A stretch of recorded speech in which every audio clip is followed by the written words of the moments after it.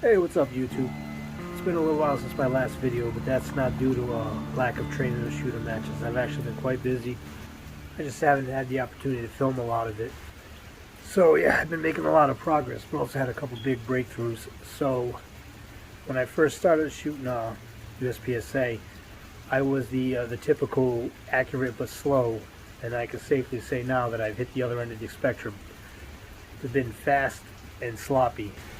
Even though it's been sloppy, I've been happy with it because it's like a top 10 level of speed for me. For me, that's big. So the past couple matches I shot, I've been up to New Hampshire Pioneer. That was a great match, and the last one was Mansfield. But I shot fast. But I shot as fast as the top 5. My points weren't there though. But again, that in and of itself is a huge victory for me, because if you've been following my channel, you know how much I've been putting into movement. This whole past year has been all about movement. But that said, my goal in the past couple matches haven't been to consciously think about movement. My goal has been more to worry about stage plan and visualization. The movement I've allowed just to be subconscious and let it happen. I'll program into my stage plan. I'm not worried about the sloppiness and the lack of accuracy, because something I realized in the last couple matches is when I was making these stage plans, I never designated my targets between attack targets, control targets. Everything was an attack target, partials, no shoots, everything. So that led me to have the results. So now going forward, when I make my stage plans, it's going to be to designate, on top of everything else, to designate the attack and control targets, and maybe when I get to that no shoot, I should be a little more patient, visually patient. So that's something you can only do in matches, and something I've been focusing on matches, is to get there and come up with a proper stage plan that's good for me, utilizing my skills, and also visualize. That's another thing. I realized that I need to get the best results. I need to visualize the stage right up until it's my time to shoot.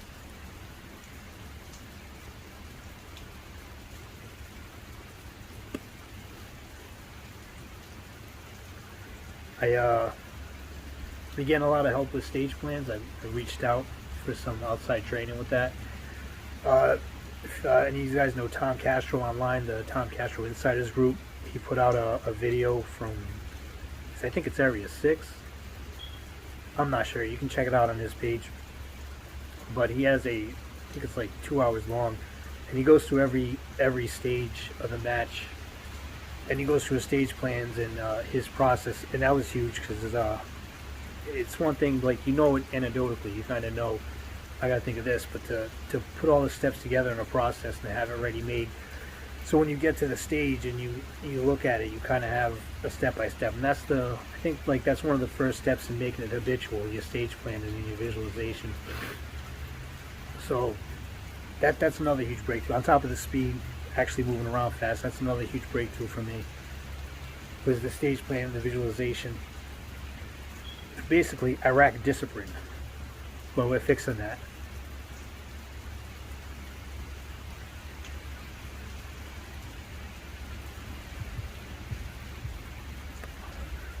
Another couple of big changes for me is equipment changes.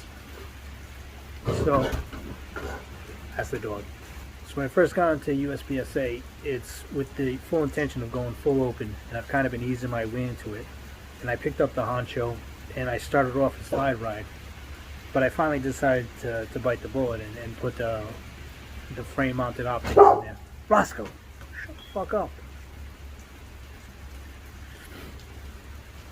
So I finally put the frame-mounted optic on her.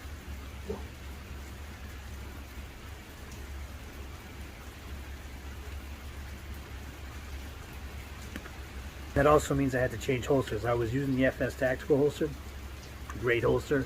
If you're shooting limited, or if for whatever reason 3-gun, or you don't want to use an open race holster, FS Tactical has great kydex, especially for the Honcho. It's a tough gun to find a holster for, because just the way it's made, it's not the slide and barrel is not your traditional dimensions of a 2011. But FS Tactical will have you covered on that. But for me, I had to go to the Safariland 015. And I tried open top holsters before, and I wasn't too great on them because I already have a problem with bowl in my drawers, but that just exaggerated it. So it took me a week or two to really kind of get out of that.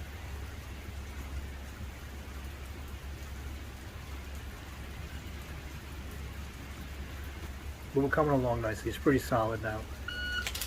But I really like it. I like the Sparland. I really like the open top holster now. I kind of see the benefits now.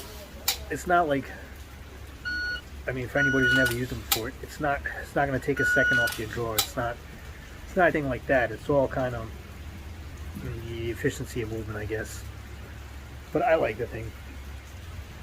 As far as full open, I don't have the compensated barrel because I'm not shooting the 9mm. I'm still shooting 40 out of the Honcho. The explanation for that is, again, when I got the Honcho, it was with the intent of going full open gun, and my plan was to get the Honcho and then get a press and start making loads and going through that learning process.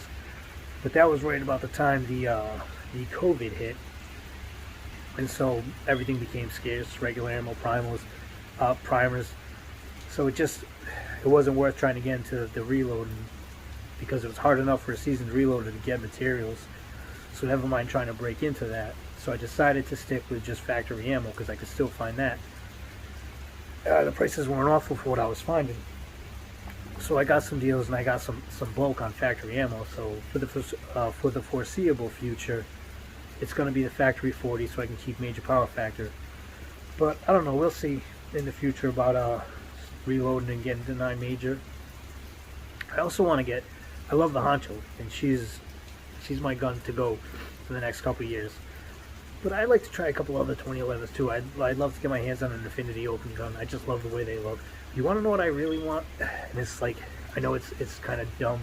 I want like one of them old school 2011 open guns, like the Saul Kirch with the big aim point optic on that. Something about those guns. I'd love to show up at a match with one of those old school open guns on me.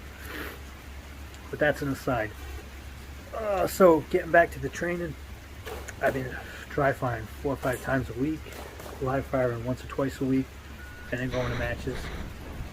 Another thing that kind of showed up in the last couple matches,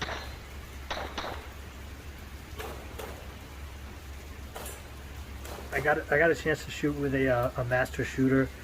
He's pretty well known. I'm not gonna put his name out there on my channel because I'm sure he doesn't. You know what I mean? All due respect, he doesn't want get that weird shout out from the C-level shooter on the YouTube channel. But he was really cool. I shot with him in Mansfield. He was shooting an Atlas. Awesome fucking shooter. Awesome guy. You don't meet these people, like you see them online and you assume like, oh, not that they're stuck up, but like this guy's a master shooter, he's sponsored.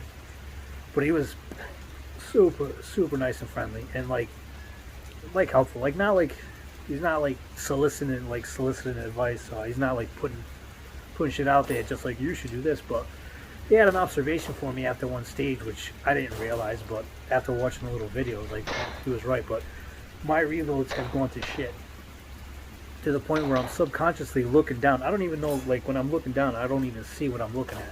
But he said, hey, you know you're looking down when you go for your reloads. And I go back and look at my match footage, and sure enough, I'm looking down for my reloads, which is a tremendous waste.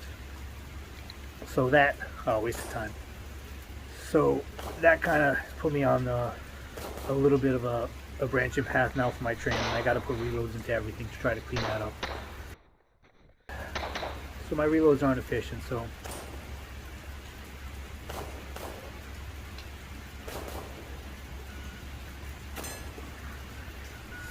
Charlie Perez was recently featured on a video. It's the guy, his first name is Mike. I don't remember his last name. But he works with Atlas. He does their PR or something. Hawkeye Syndicate is his podcast. He still has a podcast. But he's going through a whole From the Basics YouTube. You should actually check it out. He's going through a whole From the Basics YouTube thing where he's starting training. He did the first episode with Trevor Carter and the second episode with Charlie Perez. In the second episode, Charlie Perez has some amazing reload advice. If you got any issues or like your reload is slow, watch that episode and take note, because it's fucking Charlie Perez. He tells you to to do something, it's probably a good idea to at least investigate it.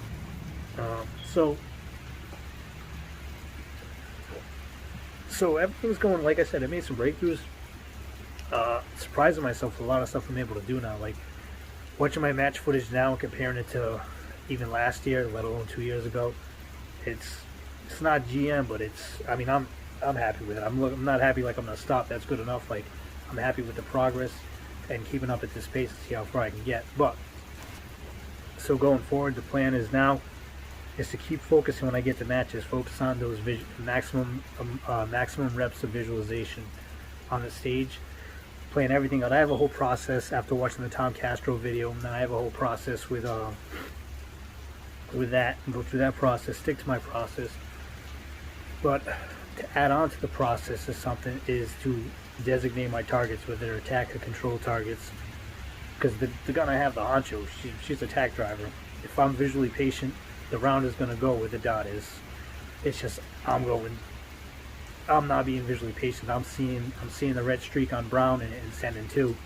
Now I'm not double tapping. I'm seeing my sights, like I'm seeing the recoil, but I'm just not waiting for the middle of the target. I'm seeing Brown and just putting 2. Like I'll have 2 Deltas or 2 Charlies. I won't have like an Alpha Charlie or an Alpha Delta. I'll have 2 Charlies and 2 Deltas. They'll be close. So that's what I'm working on. So if you made it this far, I'd like to thank you for putting up with my atrocious New England accent. Keep training. I'll see you on the range.